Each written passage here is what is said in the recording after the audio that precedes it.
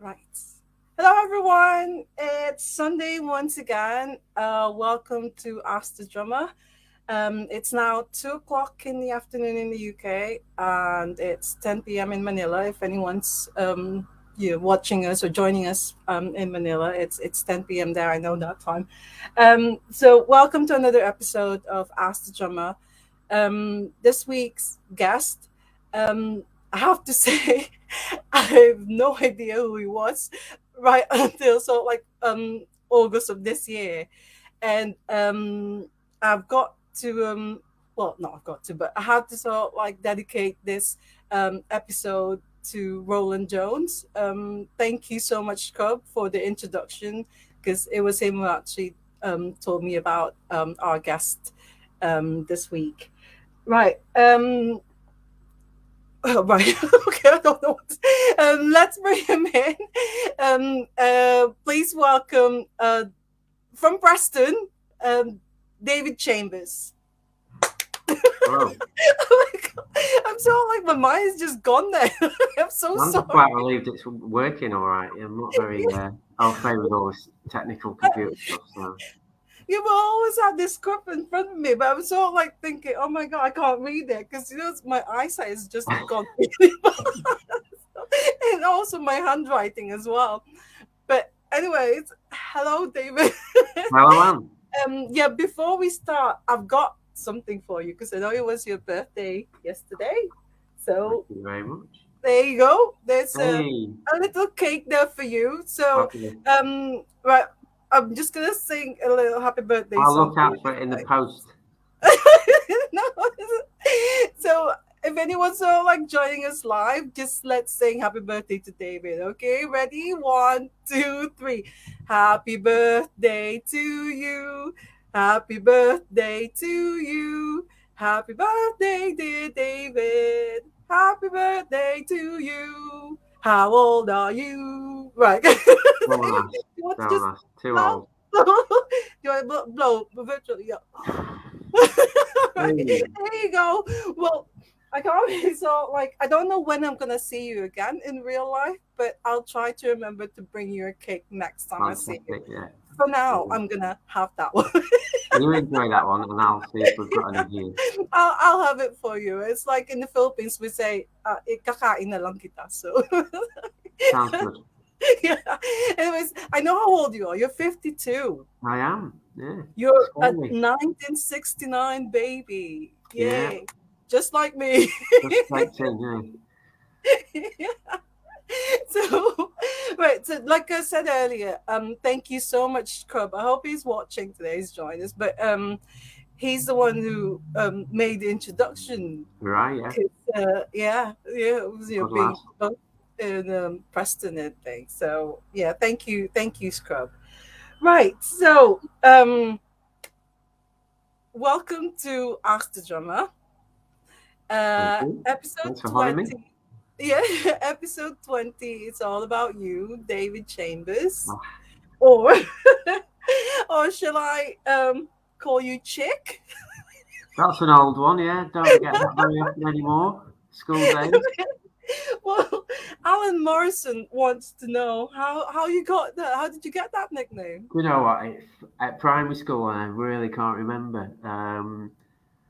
I think Chick Chambers came up. Somebody came up with it. I can't remember who it is. Some wag in the class at school, in probably 1970 something.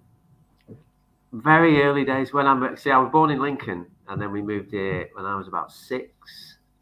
All right. Um, and started obviously at new school. And I think, Yeah. yeah, it was quite early on. I think it was within the first year. So I don't know who came up with it and what the reason was. And Oh, it's it stuck for quite a long time, actually, for some reason. so it's not a stage name or Oh something. God, It's no, something it's from from school. from So when I was Alan younger. Morrison. Yes, a Oh, school nick. That was a school nickname. well, Alan Morrison must have known you early on then. No, I don't know. Alan's kind of I know him through other people. I think really. So he probably didn't know me back then. Right. I probably just thought, where did it? Yeah, I can understand why it's a weird nickname. So Yeah, who yeah. knows? Well, Scrub just said hi both. So I thought it was sort of like similar. Like Roland Jones has got Scrub as his sort of like I stage don't know name, where I think. Scrub got his name from either. Yeah, Yeah. So I thought yours was Chick. It was like, yeah. It kind of asked. Yeah, probably from leaving school, I kind of didn't hear it again until I hear it usually from like my brother's mates because they all knew me as that. If when I right? speak, my brother's like about 3.5 years older, so Yeah. they still kind of probably think of me as Chick Chambers. But not Although maybe briefly, boy. there was a few of them that briefly used to call me Chick Vicious because I was a little punk rocker, so I Oh, think they found that quite amusing. well, okay, so you've just said you're actually not born in Preston, so you were born in Lincoln, Lincoln, yeah, and then you moved to Preston when you were 6 years old. So, yeah, what was I'll just say so, like you're Preston, you're from Preston. yeah. I mean, for all intents and purposes, Yeah, I've yeah. not been back So, to Lincoln for a while. yeah, what was it? What was Preston like? Because I mean, being the same age as me, I mean, I wish I was sort of like born here. I've always wanted to sort of like be in Manchester.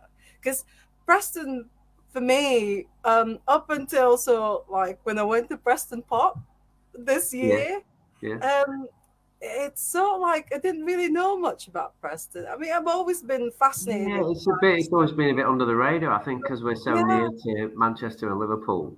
yeah, yeah, Um, and of course, there's London and Glasgow and it, things. But yeah, what it's was every so Preston often like? it's kind of it gets a wealth of gigs and it's on a bit of a circuit and then it'll die off for a while. But there always seems to be someone sort of comes back and tries to put things on. Yeah, Yeah, it's a decent sized town. Well, I still think of it as a town. It's a city. It's been a city since '92, I think it was. Um, it always still feels like a town to me. I always think of it like that. yeah, Yeah, it's a funny one. It's kind of it feels. I think if you're from here and live here, you kind of feel like double edged about it. It's a bit of a frustrating place if you're into really. music. If you're into music and Yeah, seeing bands and that kind of thing, but yeah, as I say, we are that near to Manchester and Liverpool, so it's easy to go and see it. I mean, when I was kind of first properly, like really going to gigs all the time, it would be Manchester because it was so easy to get to and get back from, and there wasn't much going on in Preston.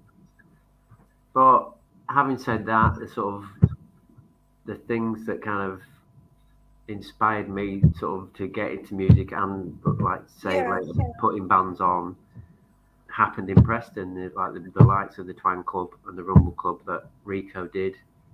Um, and Rico still, every now and again he'll come out with some amazing event or a yeah, load of yeah, great gigs lined up. yeah. I have to And then say thanks to then there was Rico as always well. kind of, there'd be a few years where it felt like nothing happened at all, it was sort of Yeah, a roller yeah, coaster like that. yeah. But when I'm Yeah. sort of like doing my research, looking you Yeah, up and stuff, I found out, especially after attending Preston Pop Fest. Again, I have to say thank you, Rico, for putting that yeah, event because definitely. that was just really amazing. Yeah, what But a I weekend. found out, yeah, I found out that Preston is actually like an indie music universe. Yeah, It's like there's it's so had its many. moments. Yeah, it has had its moments. Had some great bands. Yeah, Um, but when was that? Is it during the 80s or well, again, sort 90s? of off and on. There was a decent sort of few punk bands kicking around late '70s, early '80s, and they had the Warehouse, which put loads of good bands on, like Joy Division played and Nico and all these amazing. Before my time, before I was old enough to go, Right, um, okay. I think Scrub was lucky enough to maybe see Joy Division there or whatever. And then the Mary Chain played here in the mid '80s, and the Pastels and the Membranes and bands like that. So Yeah, yeah. off and on, it's been like great. And like I said, then you'll have a dearth of things going on. It'd be a bit like a bit of a wasteland. But there's always been a few bands kicking around. For me, that kind of started post sort of mid '80s, like sort of. the band that Scrub was in, Big Red Bus. Yeah, That kind that's of era. Like I yeah, saw the band that they were before then. They were the Dancehall Giants, I think it was, and then they turned into Mick Shepherd, who's yeah, in 14 Amber List now and was in Big Red Bus. Gave me his demo tape that he did, the first Big Red Bus thing that he did, because I was doing a fanzine, so I wrote about it in the fanzine and sent it out to a few people. It ended up on like they put a couple of tracks on compilation tapes and stuff. yeah. Um, and then my friend Mark, who's in Ginnell, uh, his That's band, Marcus Parnell now, isn't yeah, he? It's his like that's Mark Waring, is yeah, his band, the Dandelion Adventure. I was used to go and watch them all the time. That was quite yeah, inspiring, and that would have been sort of late 80s. Um, and that's kind of I accidentally kind of ended up playing in bands, so it was not something I ever thought I'd do. yeah. Well, Um, there are that, probably people who said it probably should have stayed that way, but never mind. but before we continue, I just wanted to say hello to Claire Chambers. She said hello, Dad, from Olive. Oh, sorry, From no, Olive, yeah, it's they've from, just yeah. nipped out to Hello, the Dad, park, from Olive. give me some Right, food for a bit. right. Um, you mentioned about your fanzine Yeah, because from the Cornershop website, I saw an article where Jinder. I had to sort of like ask you before we went live. I sort of like had to ask you how to correctly pronounce yeah, Jinder yeah. because I always say to That's Jinder, how but we it's always Jinder. pronounce it. So Yeah. Well, I read that. Well, he said that you're a local Preston fanzine writer, and that you got into sort of like drumming for Cornershop um, because you were more into them than they were. and they That's were, what you yeah, were more into probably, yeah. Cornershop That's than they probably were. true. I Is think I that encouraged them a bit, yeah. So sorry everybody about that. Yeah, I met Ben as hazy memory because we all went to a lot of gigs, and I met Ben at a gig in Manchester, having seen him around, I think, in Preston at gigs in Preston, yeah? and we were both at a Wolfhounds gig at the Boardwalk in Manchester, and I'd gone over with a couple of friends in a car, and we gave him a lift home back to Preston, and got chatting and stuff, and he said he was doing something. I said, "Oh, give me a tape or whatever, because I'll put something in my fanzine about it." And I just thought it was really good. I really liked the songs. I thought they were great. It was kind of quite ramshackle and sort of very kind of swell maps-ish, TV personalities, other Right. bits and pieces kicking around, which is kind of what I was really into at that point, still am. Mm-hmm. And yeah, I said, "Oh, have you got any more?" And he ended up giving me about 10 tapes. They had like hundreds of songs, some of which were like half a minute long or whatever. But Yeah. I think I probably did like it more than they did. Yeah. But what got you into drumming though? I mean, did Cornershop have a drummer at the time No, they when had a drum machine. oh they There had a was drum machine? mostly it was mostly Ben and Jinder and the drum machine, and then Jinder's brother played a bit of guitar and some stuff. But he was living. They were both in Preston at that point. He was Have you in always been into drumming? me. Yeah. No, not it was. I mean, there were a few drummers that I thought were amazing around about that point, but I never envisaged myself doing it at all. I played bass guitar with Mikey at 2 gigs. We did a gig in December of '88. There was me, Mikey, and a local Jason, and then there was about 4 or 5 other people playing, and it was basically just made up on the night. Um, Somebody said, "Here's a bass guitar. Do something with that." And it was before it was a Membranes and a band called Art Fag from Detroit in America, and they were playing at the warehouse in Preston. It might have been called Raiders at that point. Yeah. And we basically were pushed into going on first and doing something and just making a racket. I think I just stood in my back to the audience and made Play whatever noise bass. I could from the bass guitar. And Right. then a few months later, in April, I was putting a gig on at the same place. I put on Bob and the Family Cat, and we played before then. We did a gig, but that was just me, Mikey, and Jason. So it was just the three of Yeah, us. So I played bass. Jason was the drummer. yeah. He's an amazing drummer. Mikey's an amazing guitarist. I was, the again hiding in the corner, not really knowing what to do. Mikey, Mikey showed me the bass lines, I think, and I did my best to learn them. Right. I think there was only a few mistakes here and there. Yeah. You might This remember this is this is Michael Southworth, Yeah, right? Mike Southwood, yeah. Yeah, yeah, right. And you're So in several bands with him. I've done loads of stuff with him over the years. Yeah, yeah. He sort of just when I think of escaped, he pulls me back in. Um, I'm only joking, Mikey. So we did, yeah. So we did this gig. We just did covers. We did like about 7 tracks, and the plan was to do more. And then there was a difference of opinion, I think, between the two of them. There was a bit of a falling out. You know, they speak again nowadays, I think, Right, okay. possibly reluctantly on both parts. But so yeah, I kind of was thinking that I would do that and learn the bass properly, and well, I say properly, learn the bass to a degree, and do that with Mikey and Jason, and then that sort of fell apart, and then that was in April. This was at 89, and then September Yeah. 89 was when Ben said, we've got about this is the General Havoc. He said, "Oh, we've got a gig in Leicester. We've got our first gig. Do you fancy playing drums?" And I was like, "Hey, what?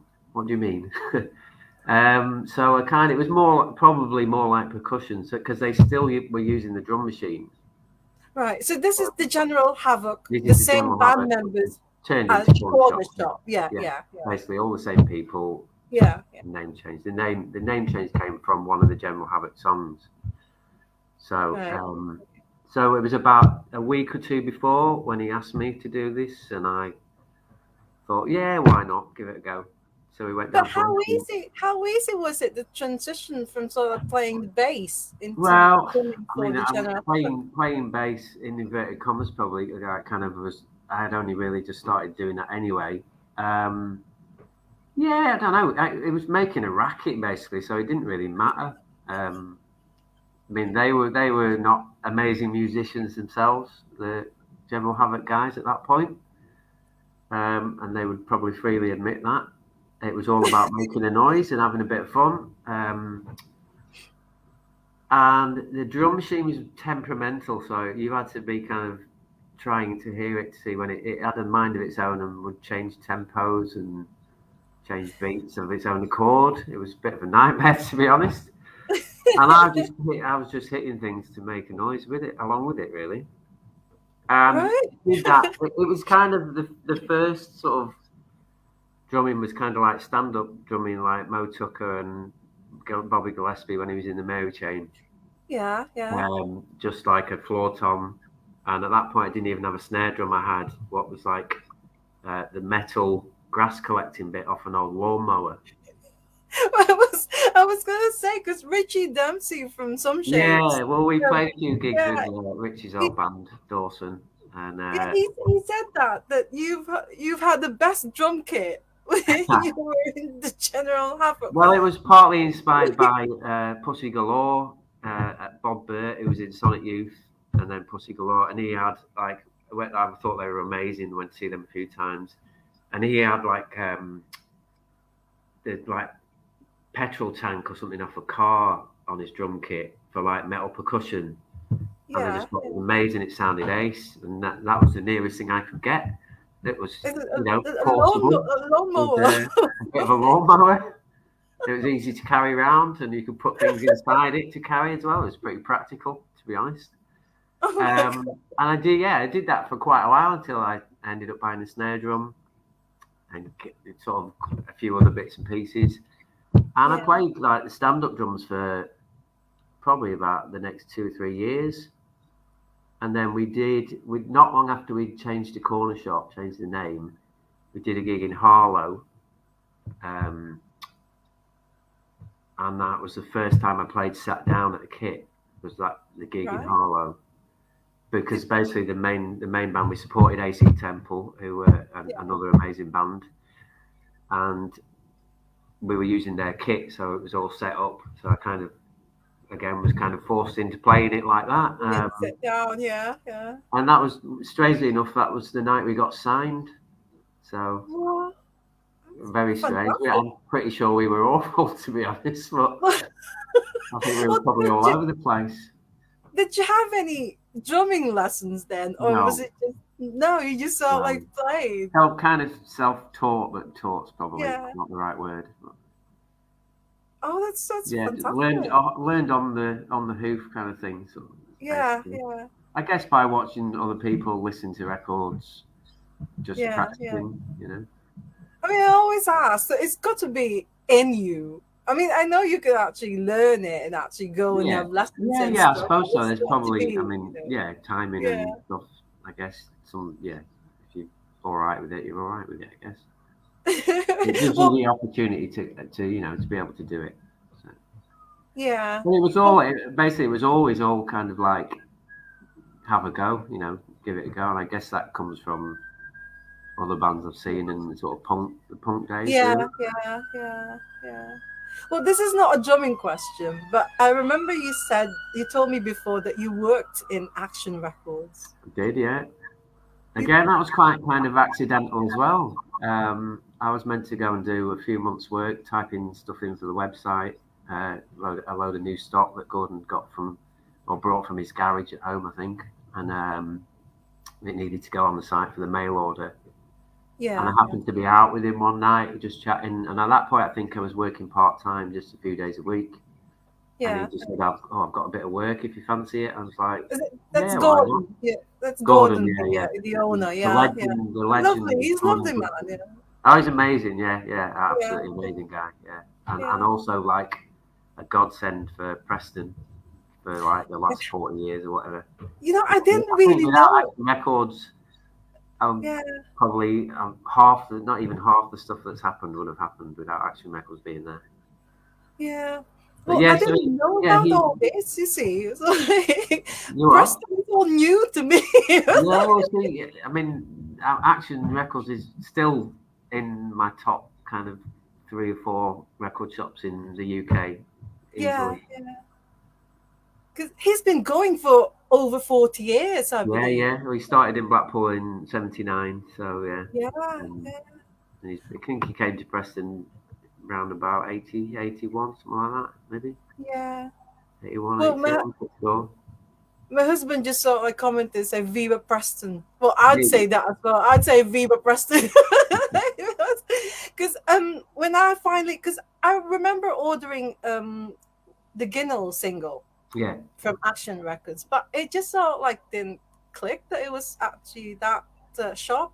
But when I went to Preston that first time, because I remember the only time Did you get the chance to go in to the shop? yeah, yeah. Yeah, Because good. the only time I ever been to Preston was, I think it was in 2018 or 2017 when I went to see Tiffany. And at the time I was sort of like, it was inside the shopping mall. I can't remember now which, Oh, that must I have think been it's when gone was that? now. When did you say that was? I think it was 2018 or Was it not? 2017. God, it can't be It surely was, earlier than that. Is it not it was 1980, 87 or something? oh no, no, but this is when Tiffany came, when Tiffany Because I saw think like, that must have been some kind of anniversary. Because I'm sure she played St George's Shopping Centre in the 80s. it I'm was, sure she did. I was actually surprised because I was all like thinking, how come she hasn't got gigs in Manchester or Liverpool or things in That's quite weird, Preston? And yeah. I was like thinking, I've never been to Preston. I don't know how to get there, but I wanted to see Tiffany, so I thought Well, there I'm you gonna go. find this See, it's place. all happening in Preston. It's all happening in Preston. Well, but then again, like I said, when the Orchids posted about Preston Pop last year. I think Yeah. this was during lockdown. Mhm. When we're not even sure whether it's actually going to happen or Yeah, not. I wasn't sure if it would happen. I think everyone was a bit unsure about it all, but it was an Yeah, amazing weekend. yeah. Well, when the Orchids posted it, I said I'm gonna go. I'm going there. I'm gonna go to Preston, even though I don't know how to get there. I was like, but then I just realized that time when I it was in August when Preston Pop Yeah. happened, but I went actually before that. I went to see Johnny Brown and the Ferret, and then All before right. before going to the gig, that's when I went to Action Records. I looked it up on the map, and then Yeah. it's just sort of like about, I think it was a 20-minute walk from the train station. Yeah, yeah. It's just basically down the main road, and you get Yeah, it's you just a walk in. straight sort of like Yeah. line. So I went there. I got there about 4:30. It's nearly closing time. But Yeah. Gordon was so nice. He let me stay. He Oh, let he me would. Yeah, stay. yeah. He would. I mean, he's always there till about midnight anyway. I think every night, just unless he's going to a gig. He's Yeah. kind of he never stops working. Well, it was so lovely, and I found out so many things about Preston and the shop, and I bought quite a lot of records from there as well that I've Oh, never that's good. found anywhere. So, but because this is one thing that I've discovered from Gordon is the Boo Radleys, Hmm. and the last time I saw you was at the Boo Radleys Yeah, gig oh, at it was. night Yeah, in the yeah. Yeah, yeah. day. So I didn't know. That terribly noisy place, the night and day, apparently, according to one person who lives nearby. Yeah, I know. Well, I didn't notice at the time, but it was Gordon who told me that the Boo Radleys were actually it was Action Records. Yeah, the first album's on Action. Yeah, Yeah, and I was like, oh my god, this that was was kind of through. That was kind of happened through Mark and Ajay in the Dandelion Adventure. They yeah, played together in Liverpool, I think. Um, and I remember going to see. I think it was at Planet X in Liverpool, and I wrote to Martin from a fanzine, and he sent me a tape and a letter, a nice letter and stuff. I all think right. he said I was the first person who'd ever written to them. And then yeah, I think Mark and RJ had said to go and said you've got to check this band out and put a record out by them, because obviously at that point he was doing the Dandelion Adventure records and the Big Red Bus stuff.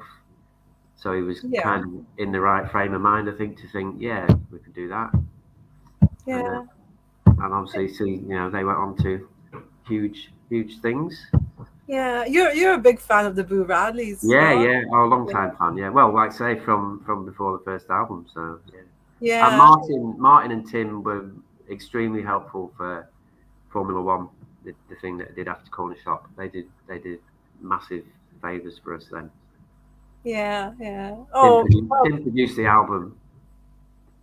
yeah, yeah. Well, Rob Seco, when he sort of like came on, asked the drummer, I was just really pleased that he Yeah, he's agreed lovely, to Rob. do Yeah, great lad. it. Yeah. I just want to say hello to Pete Brown. He's joined us, and he All said right, Pete. you're known. Yeah, he said that you're known as Another Gil person there.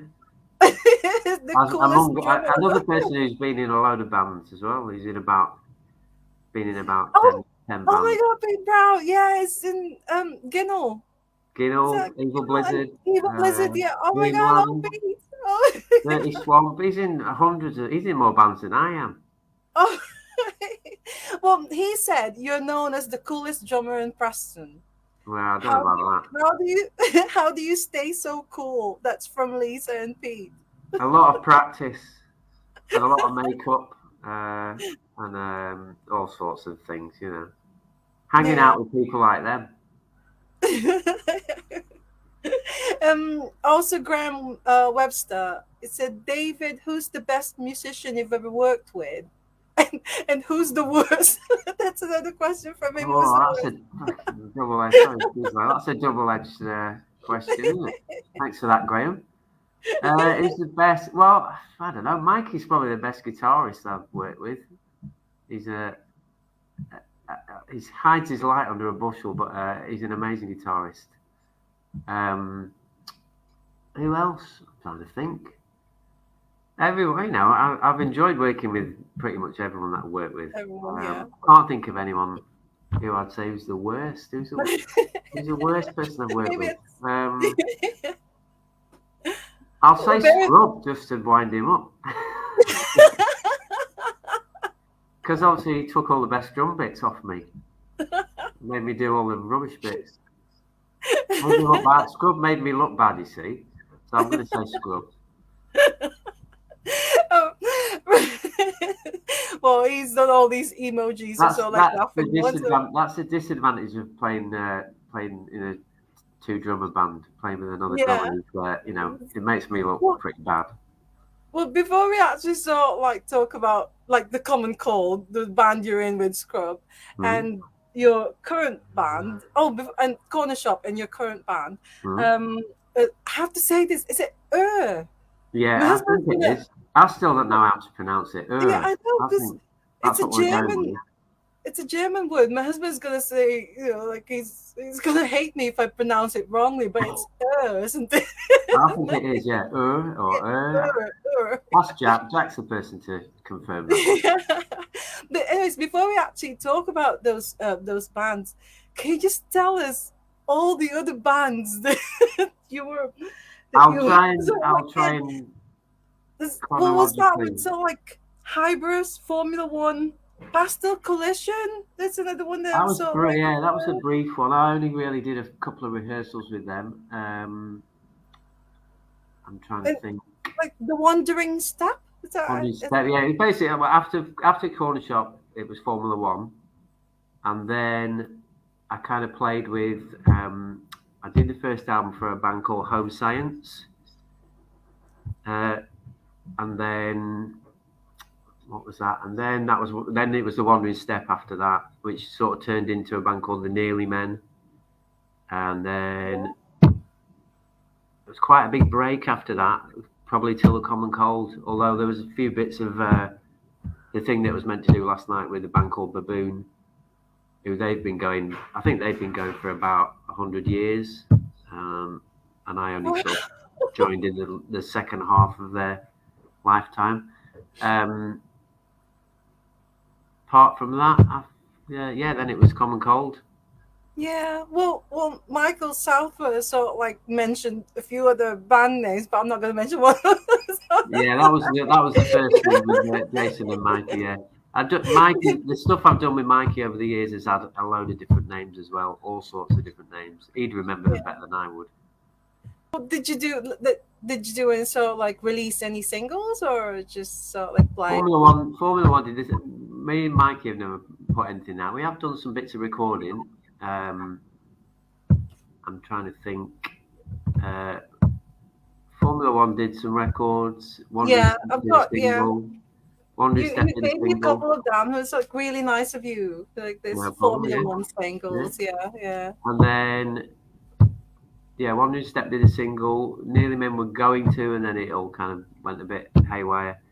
And then just from then the Common Cold album. Right. Well, talk about Cornershop.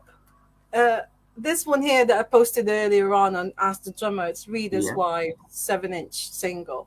I wasn't really sure because your name's not included in there. So, but checking the date, it says it was released in 1994, and you were I'm in on that one. Cornershop, Yeah. yeah, until 1995. Mm. We But then, recorded that at my a friend of mine, a flat in Brighton. After a gig, we yeah, went to see John Spencer in London, and then went down to Brighton after that, and that's where we recorded Reader's Wives. yeah. Well, I've noticed that it's produced by John Robb. Yeah, I love John Robb. John Rob's He's a great guy. brilliant. He's Yeah. the man about town, or the man about TV, we should say these days. He's always on the telly. You know, I always sort of like say, I wish I could be as good as John Robb when interviewing people because it just looks so He's had a lot of cool. practice, though. It's like, it's like I always say to my husband before and after the podcast, I wonder if John Robb ever gets nervous, when they're preparing for I his don't imagine interview. John ever getting nervous about anything, to be honest. I've probably known John for about 35 years or something, and 35, 36 years, and I can't imagine he's ever been nervous about anything. No, no, he's just brilliant. And I didn't even know Force that of nature. yeah. I've always thought of him as from Manchester, but he's actually from Blackpool, isn't he? Yeah, it's a Blackpool lad, yeah. He's been in Manchester for a very long time, though. In Yeah, fact, very, yeah. me and a friend, when I was still a little sort of punk rocker, this would have been about 1984 maybe. We got the bus to Blackpool and found his house off the back of the Membranes records, the address, because we were going to interview him for a fanzine we were going to do. I knocked Right. on the door, and so the little old lady that answered said, "Oh no, he's moved to Manchester." So we went all that way for nothing. Oh, We probably should have found out first, really, that whether he was going to yeah. be in or not. But we were young and stupid. Well, how long did you have the fanzine? Because I've always wanted to. So, like when I was young, I I wish I'd sort of like done it, but because in the Philippines, it's a bit difficult for us to get Yeah, information about what we call foreign acts, yeah, bands from the UK and America and stuff. But I've always wanted to sort of like do one of those fanzine types. So yeah. It how was long did fun. I you have mean, it? I did mine sort of. Well, I attempted the first ones that we were going to do. I was still at school, Yeah. and then it kind of never came out. It sort of, for whatever reason, I think we couldn't kind of get enough of it done for want of probably being a bit too lazy, perhaps. I don't know. And then I did one. I ended up that was with a friend, the one previously, and then I ended up doing one on my own. I think 86 was the first one, and I did the last one in about 89, 90. Was it Um, one of those ones that you gave me? Was it one of your yeah, fanzines? did I give you one of them? The last one, maybe the blue Yeah, one. I That was the didn't last one, I realize it think. was yours. I thought it was just one of from your collection of No, fanzines. no, no. That was the last one. And I think kind of stopped doing it. I was sort of umming and ahhing about whether to do another one, and then that's when all the Yeah. General Havoc stuff started getting a bit busier, and then just ended up too busy, really.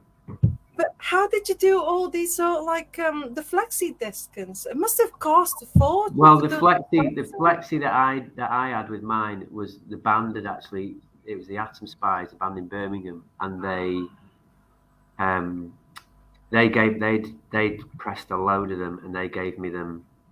They gave me like I can't Right. remember how many, 250 copies or whatever, and I think they did some with other fanzines as well. Yeah, yeah. So I didn't actually have to spend any money on that on the flexi at all. It was quite a bit of So a bonus. yeah, so you've always been into music then. So you Yeah, were a I big got into music music. fan. I had a brother and sister who were a few years older, and kind of got into Yeah. stuff through them at first, and then found stuff that I was searched out myself. But yeah, I would have been probably from the age of about 11, I think, was Yeah, when I yeah. first started thinking this is what Wow. I'm into. Yeah, Right. Well, I'm gonna ask you now about the Common Cold. yeah, that record there, that album. It's funny because I got this. I found this in Glasgow, a monorail record. yeah. The Yeah, well, day. we played in Glasgow. We went to Monorail, and it was in the window, so we were quite pleased about All right. Well, it was on the day that I had Scrub on Ask the that. Oh Drummer right, when yeah, I oh, was that's in good. Glasgow, and then I just thought, oh my god, everything sort of like seems to fall into place. I Yeah, interviewed them, and then I found this the Common Cold album. It's just so good. that's quite Um, cool. yeah. So you've this band's got two drummers. Yeah.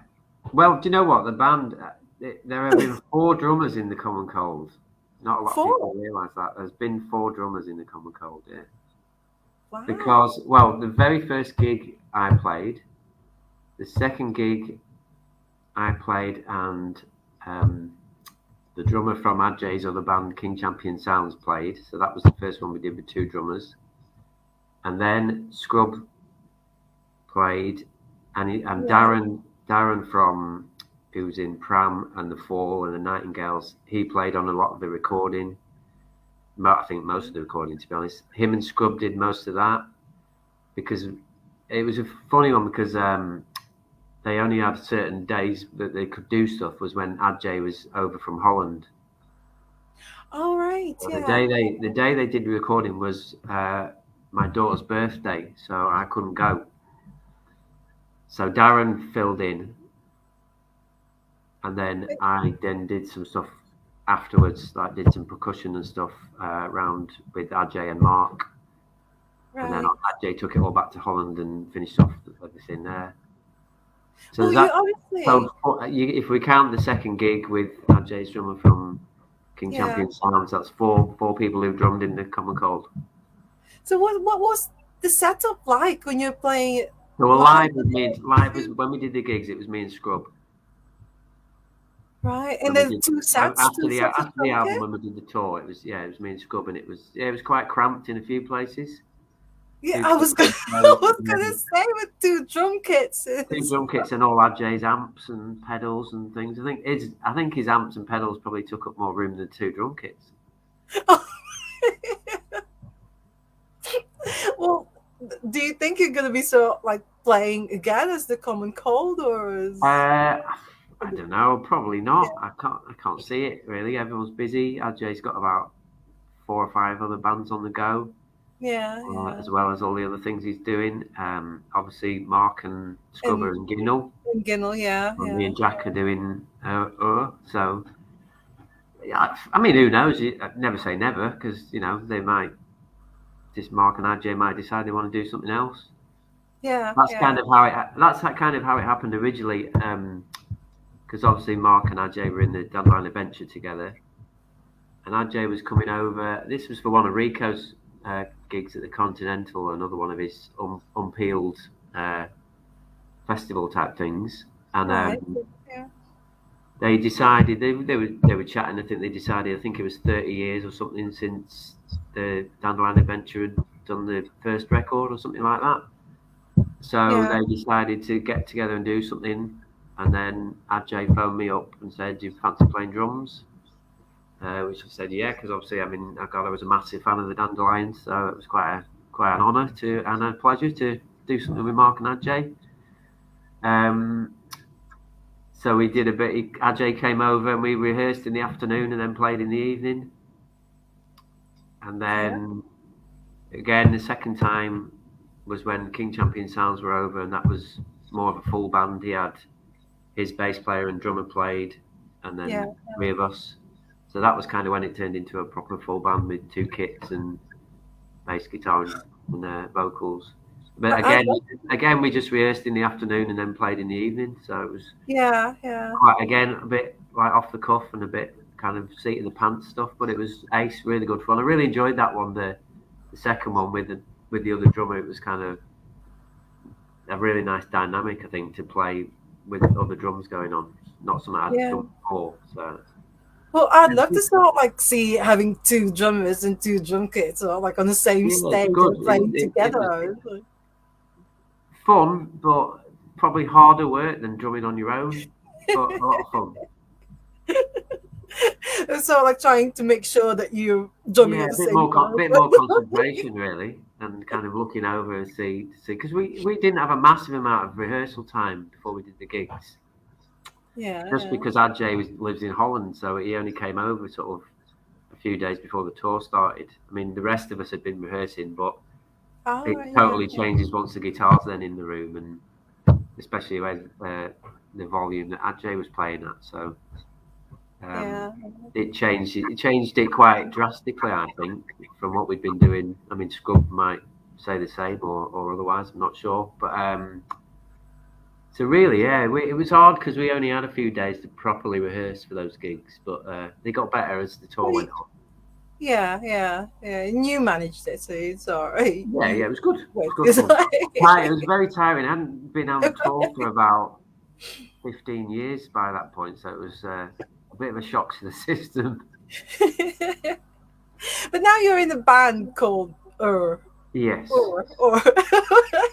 I still don't know. I'm sure my husband is gonna say no. You don't pronounce it that way. We'll have to find out. We'll have to get him to give us the definitive pronunciation of oh.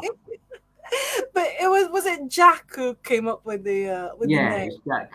Jack obviously played bass Yeah. at the Common Cold gigs. Um, Mark, I think Mark sort of kidnapped him from another band and forced him to play for us.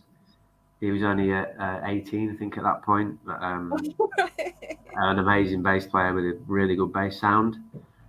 And we got on really well. And obviously, I think when they were Scrub and Mark were doing the Ginnell thing, me and Jack had said we should do something. Um, and it sort of, it came from that really. And Yeah. it's sounding good. I'm really enjoying it. It's going very well. Like musically. Because your other band member is Jack's dad. Yeah, John. This was weird because I remember when Jack rehearsed with the Common Cold things. Yeah. we dropped him off at the house, and when his dad came to the door, I was like, "All right." I hadn't realised that I'd known his mum and dad, for sort of 30 odd years. All right. I hadn't made the connection at all with the surname, like, at all, and didn't realise that John was his dad. Oh, I see. So John was also in bands before? John's in other bands, yeah. John's been in loads of bands as well, yeah, over the years, yeah. Yeah. Because I thought at first it's UHR, so like I'm trying to connect a letter to a band member. So like Yeah, no, I don't think so. at all. But it's and Ultra Harkins something or other, I don't know. Ultra yeah, Harkins recordings, maybe. I yeah. don't know. Well, I regret not seeing you at Preston Pop because just Well, like that was the first gig, and it was kind of, it was kind of not a load of rehearsal time again, so it was again quite a sort of let's see how it goes kind of thing. Yeah. And I enjoyed it. It was ace. It was good fun, really good fun. Yeah, well, I've heard like really good, like reviews. It's sounding it's sounding 10 times better now. It's getting really good now. Well, Ian Jackson said that you're amazing. It's That's like, always nice to hear. yeah. And then again, I had an opportunity to see you at the Talleyrand in Levenshulme. When I arrived, you're acting. It's quite a strange place to find, really. I'm surprised we found it. We only found it because Jack already knew about it. So. Yeah. Well, when are you playing again next? When are we playing again? Well, it's hard to say now. We were going to do something in the next couple of weeks, but possibly just at the rehearsal room or like as an invite thing. But I think we're not going to risk that now. I think it's probably a bit much to ask people to take the risk to come out. So we'll probably we may have some support gigs. I can't confirm these yet. In February. Right. One of which might be at the Talleyrand again. Oh, brilliant! We'll probably organise something. It kind of it's hard at the moment because I think once we know what the situation is with venues and people going out and that kind of thing. Yeah, because we'll start arranging stuff then. Yeah, lots of bands sort of like cancelling their gigs, and artists are like, I think the bands maybe don't want to risk it, but also I think they don't want to put their audience at risk as much as anything else, And I think by making that decision, they're sort of making it easier for people to think, oh, do I go or don't I go? What should we do? What's for the best? Whereas if the band says, right, let's just pull it, we'll do it later, we'll reschedule it. It's actually taking it into their own hands and making the decision, which is probably something the government should think a bit more about. But I don't think we can expect that from this lot. Well, right, my husband said it's actually Uhr. Yeah, right. Uhr. I was going to say Uhr. More like a carry on film thing there now, yeah. Yeah, Uhr. Which could be appropriate. I don't know. Quite possible. I mean, you like watching. You go to a lot of gigs, and you also like watching the drummers. So it was just like me, because when I remember seeing you when the Boo Radleys were on at the Night and Day, you were sort of like moving around. I wish I could have done, because where Rob Seeker was, there's actually like you can go near him. And the Night and Day is weird because the drummer's really far back. Yeah. But you can get around the side and sort of say, no, I kind of wanted to watch from behind. You get quite a good view of what everyone's doing. Yeah. Whereas sometimes at the front, I was a little bit further back, and you kind of can't see what's going on really. So yeah, I wish I could do that. I've played there a few times, and it's quite a strange situation for that. Yeah. You feel like you're a little bit far away from your rest of your band. Yeah, that's true. But I was sort of like thinking, I wish I could just go around where Rob is, and I could watch it, and then come back right at the front. But then you wouldn't want to do that because I got a little bit of footage of Rob playing, like from the side, of a little bit of footage of him. But do you always do that though when you go to gigs? Do you always sort of like see? I probably do it more than I used to. I never did initially, and I don't think I did that for a long time. I think there were certain bands who I remember thinking, sort of homing in on the drummer, thinking, wow, the drummer's amazing. It was like Yeah. Kat, who was in the X, always found myself watching her drumming because it was just amazing, out of this world. Um, Foz Townsend, who was in Pig Bros, and then went on to be in Pop Will Eat Yourself and Bentley Rhythm Ace and stuff. Yeah. He was an amazing Fliss, drummer to watch. He was a really Fliss good drummer to Kitson. watch. Yeah. And Colm from My Bloody Valentine, I was quite kind of found myself watching him. Yeah. That Yeah. might have been partly, down to the fact that everyone else on stage probably just sort of stood there, head down, and didn't do much. But and Colm was like all over the place, so he caught your attention. And then, but yeah, it wasn't something I generally kind of searched out, I don't think. And then Yeah. I do find myself sometimes just sort of peering over a bit and thinking, oh, what they doing there, kind of thing. Yeah. Yeah. See, I've never seen you play drums live, but do Yeah. you do all this sort of like twirling and No, God, no, no. stick and all? I'm very anti the whole stick twirling thing. And all that showy stuff is not for me. No, You don't do that. You don't do that. puts me right off. When I see drummers doing that, I kind of think, no, don't do that. It's not It's my good thing. though. It's I'm not. I think it's amazing. It's Do like, you? Yeah. yeah. And then when they actually sort of like engage and sort of like look at the audience, and then they Yeah. because Yeah. sometimes Yeah. because No, some it's nice. drummers they just It's nice sometimes because you kind of lose yourself in it a bit, or it's easy yeah to. And you're concentrating as well. But it's nice sometimes to look up and kind of see what the audience reaction is, because you can't. Sometimes you can forget that in a way that almost that anyone's paying attention. Well, the band, certainly with the bands I'm in, anyway.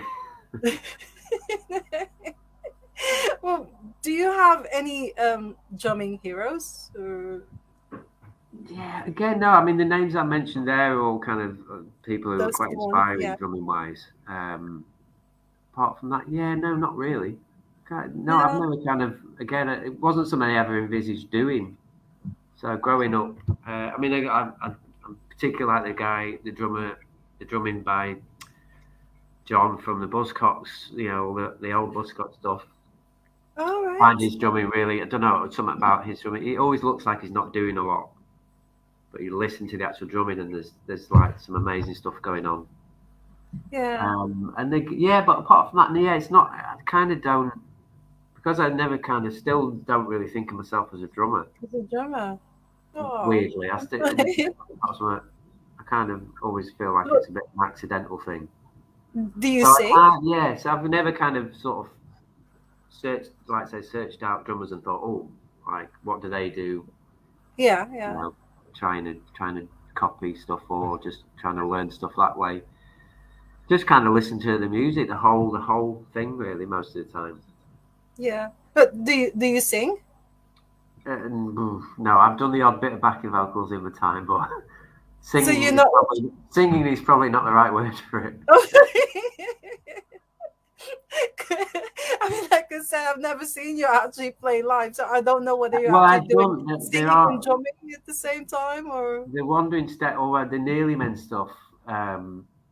Did quite a few backing vocals while drumming for that.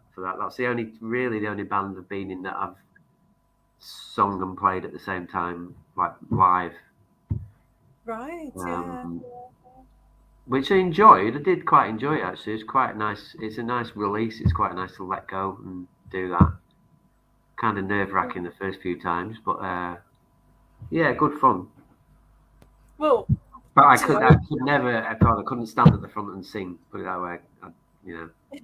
I'm amazed by people who do, like people like Mark, who are just like great frontmen and stuff. So, yeah. yeah, Well, that's it. Pete Brown still thinks you're the coolest drummer in Preston. So even though you don't I'll see take yourself that. as a I'll drummer, take but that complete.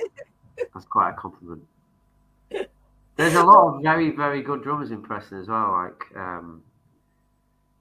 side from Evil yeah, Blizzard. Mark's a great drummer. Yeah. There's a guy called Chris Jobson who actually runs like a drum school place for kids and stuff. He was in a band called Fireway Radio that Action Records put stuff out by. If they're worth searching out, if you What's it can find- called? They're called Philo Radio. Philo Radio, It's right? kind of Okay. 90s, early mid 90s. And when Yeah. I first saw them, Chris was really young. He looked about 14. He was a little bit old, but and like I was like, whoa, check this guy. He's amazing, and he's an incredible drummer. They were a really good band, really good band, Yeah. and should have been massive, really. Yeah. Scrub's a great drummer. There's, there's Yeah. loads of bands that have been, been around in Preston and who've had really good drummers. Yeah. There's so many sort of like bands that I should check out. There's like, I should sort of like Google Preston and bands from Preston Yeah, or I mean, something. check Just to check any it of the out. action record stuff is worth having a look at. Gordon's put some Yeah. really good stuff out. Yeah. Well, have you ever had any sort of like drumming disasters? Oh God, yeah, loads. Cool. Played far too many gigs under the influence of alcohol and sometimes other means. Yeah, there's a couple of stools collapsing, drum kits moving. Played a gig in Dublin with Cornershop. Was it Dublin? Yeah, I think it's Dublin or Yeah. Belfast. I don't know which one it was on the tour, but the stage was like they had the stage and then it had some steps up the middle and another platform where the drums were in the middle. And sort of towards the end of that set, the drums went down the steps. And but luckily it was kind of right at the end, so that we decided to finish at that point. And then a guy, the bass drum pedal went missing, and then about half an hour later, some kid brought it back and said, "Oh, I took this, sorry." So we got the pedal back, which was good. But yeah, that was quite impressive. I think the whole drum kit went down some stairs um, Oh, during the gig, towards the end of the gig. Yeah, like God, loads of bits and pieces like that. Drum kits moving is the hardest, the most of pain in the backside. Can you as you're playing? It's getting further yeah. away and you're trying to get towards it and stuff. Well, at Preston Pop, did you play in the other room? You did, We didn't played in you? the snug, yeah. We played in the little room, yeah. And So that's where that was I think all right. that's where the carpet was so like moving, and Yeah, then the yeah. drums. Because I remember seeing the train set, and Adam Halford was so like finding it. Were they in the bit on the big stage? Were they in the snug? No, the train set were the snug, They were in the and snug, were they? Yeah, yeah. yeah, it was on the Friday. I think it was a Friday evening, Yeah, and he was playing, and then the drum kit just keeps sort of yeah. like going Oh forward. God, it's my least favorite thing in the world. It's so annoying. But you just sort of like have to, I I don't know, think it just pull depends on the up. carpet. You have to get a certain kind of carpet that just and it doesn't happen. Because I put it on carpets before and it still happens and yeah, it's horrible. Yeah. Well, I haven't asked this for a while yet, but have you got any sort of like favorite or maybe the most annoying drummer joke that you ever that Oh you God. had? There's all the old drummer jokes, like what do you call someone who hangs around with musicians? A drummer. Oh, yeah, Um, that's yeah, that's the one that's sort of the drum like machine one Joseph. where you don't have to, you don't have to hit the drum machine as much. You have to hit the drummer and all that kind of stuff. Yeah. They're all made up with people who are just completely jealous of how cool drummers are. Really. Well, We I've know that. You realized. know that. Well, I've realized now it's not just the drummers; they do the same with the bass players as well. Because Yeah. Well, it's the still rhythm guilty section quite a lot. always bears the brunt of the jokes. Yeah. But without the rhythm section, the guitarists and the singers would be nowhere. Let's face it. Yeah. They'd be Ed Sheeran, wouldn't they? That's all they'd be. They'd be singer songwriter types. No, there's no fun in that. It's always better if there's a drum. Like I mean, I Yeah, do go to acoustic so like yeah. gigs So and do I. Yeah, I like stuff like that as well. yeah, but it's always more exciting. We can actually see a drummer there than Yeah, playing the there's bass drums and stuff. definitely more I exciting. mean, I'm fascinated with those. Those sort of like round, not round. Sorry, there's the rectangular wooden. I don't know what it's called though, but it's like a wooden box. Oh, the little box that I can't remember that you sit on and kind of play. They sit Yeah, on it, yeah. and I've then seen a few people use them. Yeah, they're quite unusual. yeah, Quite good, a th- good sort of percussion thing. Yeah. yeah, that's brilliant though. It's like they can actually sort of like do that, play, if it's an Yeah, acoustic. without having to lug like a whole drum kit around. That's quite nice. That's the worst thing about it is having to set the kit up and then take it down again afterwards. That's the worst thing Yeah. about being a drummer. Do you have that? Do you have that sort of like wooden box that you No, could? I haven't got one. I'm trying to think if I've had a go on one. I think I had a go on one once. Someone had Yeah, one and I did a little go on one. Yeah, it was quite good fun. yeah, yeah. I don't think it wouldn't be for me. I don't know. I found it sort of feels like you're just sort of playing on a table or something. I think I'd feel a bit weird doing a gig with it. But apart from that, Well, right. This is my final question now. Do you have yeah, any advice to? I mean, you don't consider yourself like yeah, just have a a drummer, have a but go. yeah, Basically, like I say, I fell into it totally accidentally, yeah, and it's been loads of fun. And it's I like the enjoyment really for me comes playing with other people and making a racket. I would just have a go, basically. Yeah, get into it, and don't yeah, worry about not sounding great because you'll get better. yeah, yeah. Have you had a go on playing the drums yourself? I did, but I was just so like not really good because I prefer watching the drummers themselves. Okay. Yeah, well, I that's had what to I was go. like, and that's what I was like originally. So Yeah, because I keep did do having a this go. like I had a crash course, so like several weeks. Yeah. But every time it's like when my instructor was so like show me how to play it, I was just so like fascinated by it to say, no, carry on, just play, they'll Too watch busy you. watching. Yeah. And then at the end, my brother just Fair said to enough. me, well, my brother is also a drummer, and he said to me, well, you're just wasting your money paying him and not really learning Paying to anything. watch him drum. Yeah. It sounds like your brothers are probably right there. I think I was actually in the Middle East when I went back on a holiday Yeah. to the Philippines. I said to my brother, someone has asked me if I could learn to play the drums. They'll have me as one of their band members. I mean, these are like American guys, and they were like really into like All right. That's cool. REM. Yeah, because they're from Atlanta, Georgia as well, what REM guys were, Yeah, yeah. and they said that they wanted a female drummer, and they said to They're me, always the best. The girl drummers are the best kind. yeah, well, they said learn how to play the drums. Yeah, I know you're going away for a holiday. Learn how to play the drums. So when you finally sort of like learn how to do it, we'll have you. So like Right. you can Start join off, up. the other thing I would say is start off simple. Like say, I started off just playing basically two drums. Um, Yeah, I'm start off just like so that. like it's probably just maybe laziness as well, and also just I because can relate to that. or just so like no, I'd rather just watch them. I don't want to do it myself. I'd Mm. rather just sort of like watch them.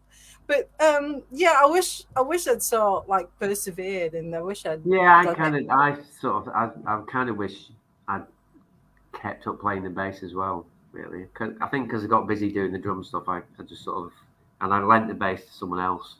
Yeah, Well, yeah, gave it to someone, and then we're always with the intention of like getting another one and picking it up again, but just kind of never got around to it. And I probably should still have a go. That was quite good fun as well. oh, would you sort of like rather play bass? Oh, no, yeah, I don't know about whether I'd rather do it, but I would quite like to sort of just, pick it up No, again yeah. and just mess around with it at home, really, rather than going Or out. maybe do like a certain ratio where they switch Yeah, the that'd be instruments, good and fun. maybe I like the let idea of Jack that. play the drums, and then Yeah, I'm sure he could. I'm sure he could give me a run for my money. well, Maybe at the next rehearsal we'll have a swap round and see what happens. yeah. He'll be there. He might be watching now, going, "Oh, don't do that, God."